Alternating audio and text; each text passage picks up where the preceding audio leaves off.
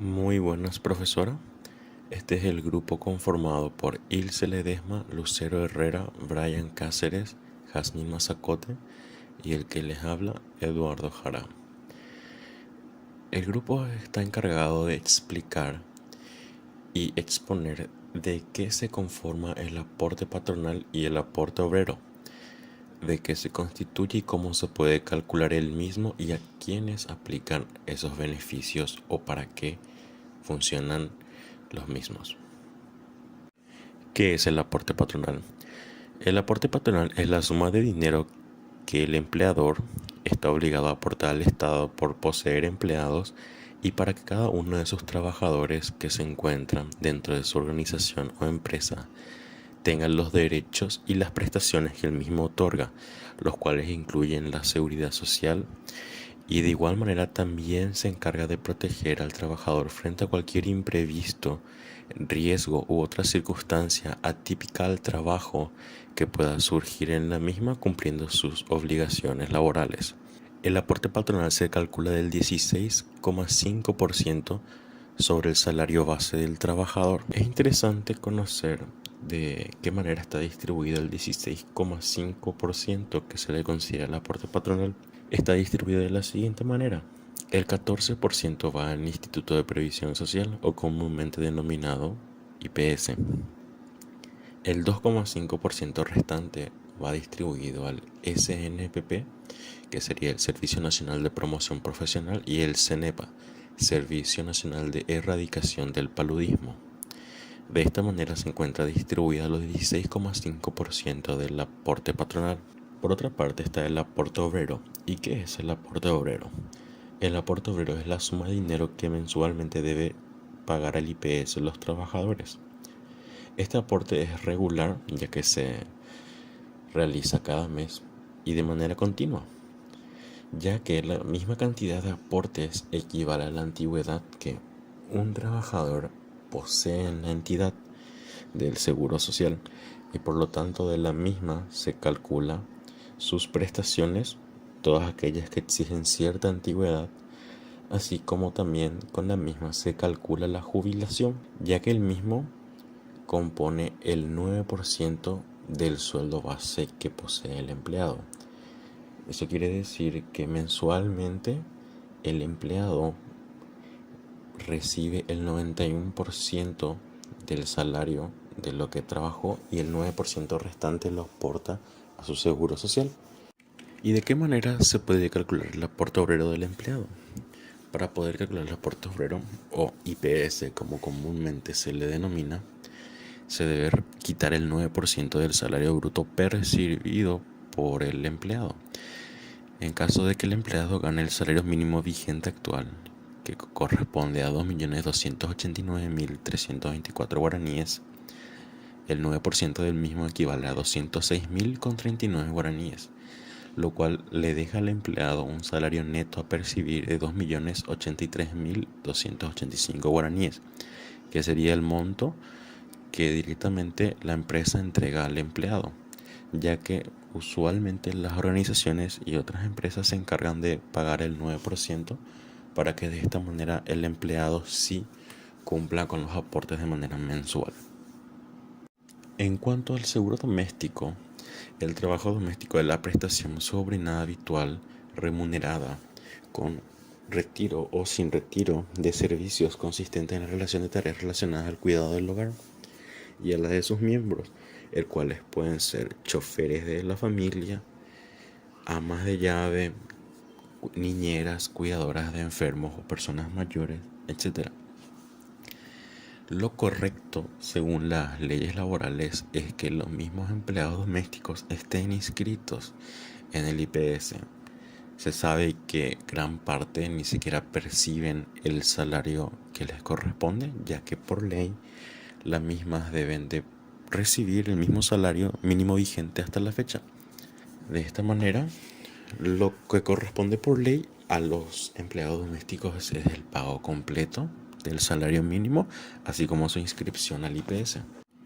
Otra cuestión interesante en cuanto a lo que es el seguro doméstico o a las empleadas de casa es que a la mayoría no se les hace percibir el salario correspondiente que la misma deben de tener, ya que la mayoría considera que no es necesario pagarle completo, no es el gran trabajo, entre otras excusas que usualmente se sabe que son mencionadas a la hora de que se les pregunta por qué no se paga lo que corresponde.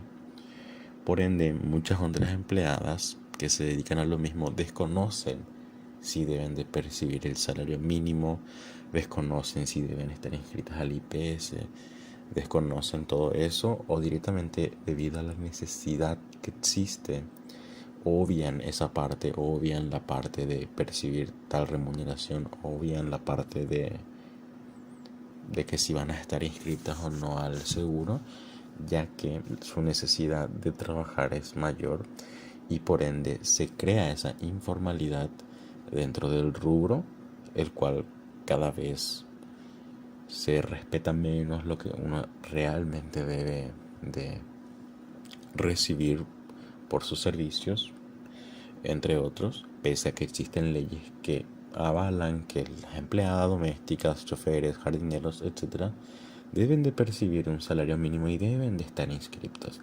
Eso es algo que ocurre bastante en cuanto se habla de lo que serían a las personas relacionadas a los servicios del hogar. En cuanto a la afiliación familiar, una vez que uno es poseedor de un seguro en el IPS, puede expandir los beneficios del mismo a sus familiares. Lo mismo se realiza siguiendo los requisitos estipulados por ley. ¿Y a qué familiares beneficia esto? Puede beneficiar a los padres mayores de 60 años, a los hijos menores de edad, esposas o concubinas o a los hijos mayores con discapacidad. Una gran duda que siempre existe es que si es obligatoria la inscripción patronal en el IPS, lo cual la respuesta a ellos es sí. La inscripción patronal en el Instituto de Previsión Social es obligatoria.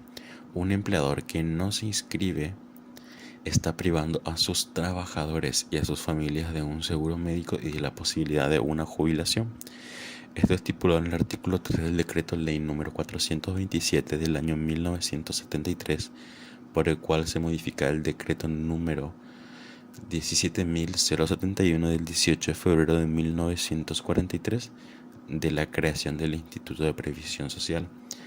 De esta manera se sabe que es obligatoria para todos los empleadores, ya sean pequeños o grandes, inscribir a sus trabajadores al mismo para que ellos puedan poseer beneficios y poder tener una jubilación en algún momento.